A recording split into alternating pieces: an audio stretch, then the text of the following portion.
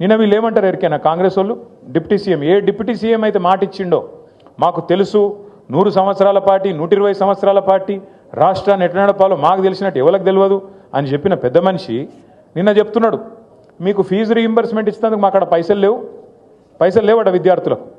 అంటే ఎంత అన్యాయం అంటే 13 లక్షల మంది విద్యార్థులు, ఒక్కరు కాదు ఇద్దరు కాదు, 13 లక్షల మంది విద్యార్థులకు ఇలా శటగోపం పెడుతున్నది కాంగ్రెస్ పార్టీ.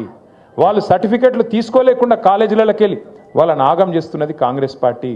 ముస్లింలు కావచ్చు, ఎస్సీలు కావచ్చు, ఎస్టీలు కావచ్చు, బీసీలు కావచ్చు, లేదా అగ్రవర్ణాల్లో ఉండే పేదలు కావచ్చు, బాగుండాలే చదువుకోవాలన్న ఉద్దేశంతో ఒక మంచి పథకం ఆనాడు రాజశేఖర రెడ్డి గారు పెడితే దాన్ని కొనసాగించింది కేసీఆర్ గారి ప్రభుత్వం.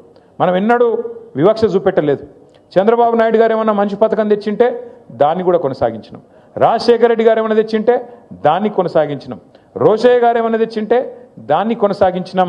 అట్లాగే కిరణ్ కుమార్ రెడ్డి ఏమైనా మంచి పని చేస్తే దాన్ని కూడా కొనసాగించినాం. తర్వాత మన పథకాలు మనం